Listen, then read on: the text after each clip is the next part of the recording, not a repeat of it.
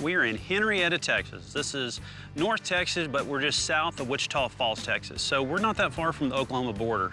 This will be our second furthest rodeo north this year. They call these like legacy rodeos. So these rodeos are a sellout every night, and the seats, you can't buy tickets to these events. I mean, the box seats are sold out always. The people retain the seats. So it's a really special rodeo for the community.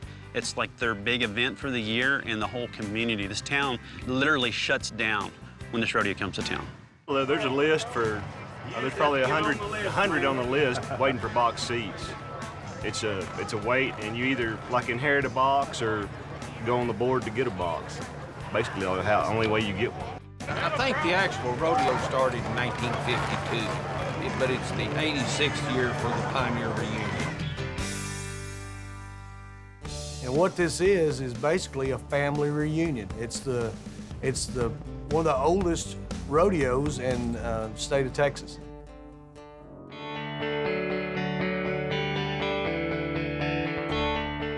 The grand entry is supposed to start at 7 o'clock. A thunderstorm just blew through. We had about quarter-size hail that hit. The wind was blowing. People are still trying to get in from the little old hailstorm we had. There's people parked underneath pavilions and trees and everything. I've not been here yet when it didn't rain. We had 0% chance of rain, and it just come a pretty good little shower. In spite of rain delays, Henrietta fans line up.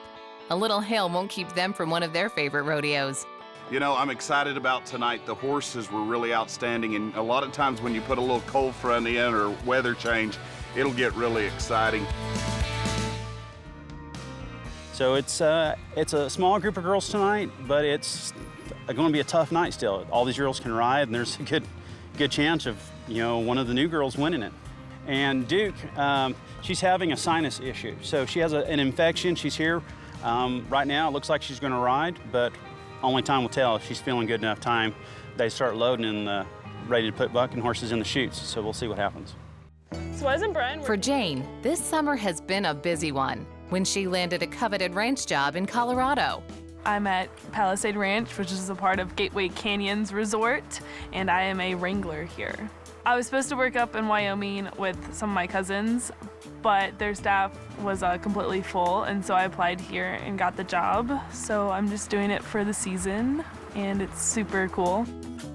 So my name is Ross Bronson, and I run the Palisade Ranch at Gateway Canyons Resort and Spa, and I am Jane's boss.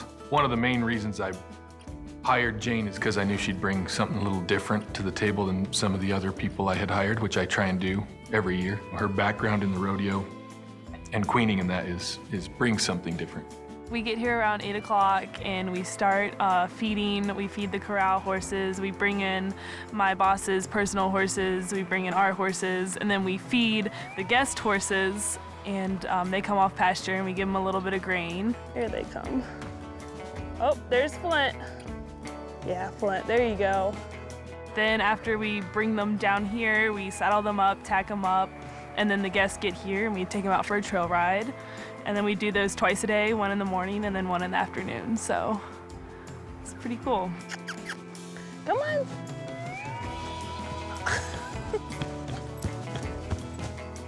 Holly, go away. She's the worst.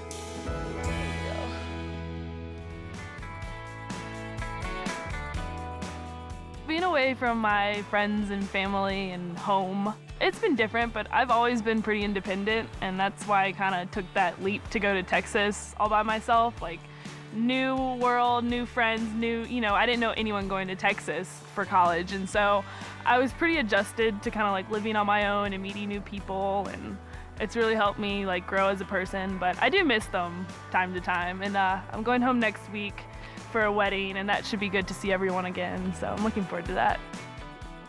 Looking into the future, my goals is I want to continue bronc riding, and I want to continue growing as a person through the rodeo world, and I want to be involved in that always, and I really do enjoy riding broncs, and so hopefully I can continue with that. I don't know what's going to happen, every day's a new day, but hopefully I'll be able to continue riding ranch broncs, and who knows, maybe even saddle broncs one day, but just gotta practice and just see what the future holds.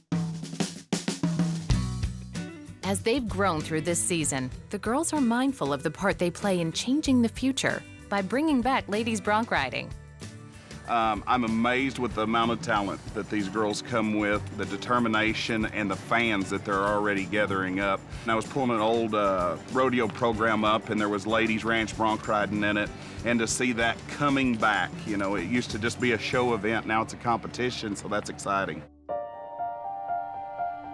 To embrace the history of women involved in the sport, they visit the Cowgirl Museum and Hall of Fame in North Texas to pay tribute to the pioneers before them.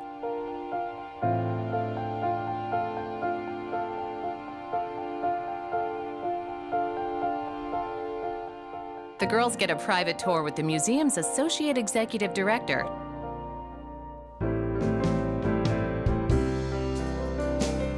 Over in this section, we display a lot of the women who were performers in the early Wild West shows. And, you know, part of the reason that the museum exists is to talk about these early women, who they were, what they were doing, and why they're important. And, you know, our history, particularly our history of the West, is generally tracked, you know, war to war to war, or it's from a very male perspective. And so oftentimes your women are relegated, you know, to a side note in a history text, you know, or we're like in a little box, you know, as a fun fact. The public should know every bit about you guys as they do about some of these early men, these early cowboys. And so that's part of why we exist, is to tell that story, and we're the only museum in the nation that does it. Lucille Spurs. Yeah, Lucille Mulhall. She's the first girl to be called Cowgirl. Supposedly, that's what she's noted for. Freaking cool. Way cool. Way cool. She is certainly the one who people associate the term with. Yeah, she's the name to face. Absolutely. Absolutely. Yeah. And she was out there riding and roping and doing it against the men before it was common. And she was good. She was darn good. And so we're very fortunate to have a pair of her spurs here. We're probably gonna break it. It was really very encouraging to meet these girls today and to tour them and to talk to them, and I was able to see their passion for sure, and their courage and their investment in the community. And for those of us here who are keepers of the legends, that's something that's pretty neat. Back in Henrietta, one of the newest riders, Allie, has learned that staying on for 8 seconds is as hard as it looks. Allie, let's go to shoot number 4. The lady that is new to the tour in July, Allie Castaneda from Kingsville, Texas. Last night was the champ in the bronc riding. Flop here, the bucking horse, and we got drawn. Sit up, Allie, sit up! Sit up, Allie! Whoop! Clocked in at 7:58 seconds. She just misses a score, but has improved tremendously with each ride.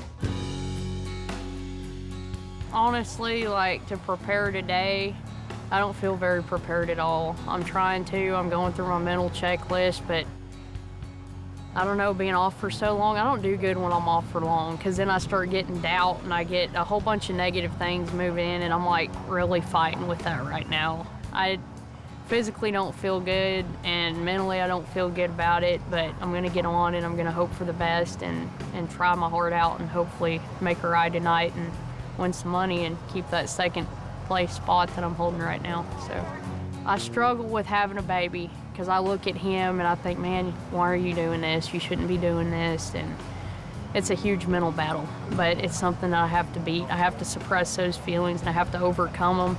Courage is like something that I stand on, and right now I'm having to really dig deep to try to find that courage to do this tonight and get back on, and because I've having a buck off streak, and I know it's all mental because I know I can do it. You're rolling, Duke. Not only is she a great cowgirl, she's got a beautiful baby to go along with that.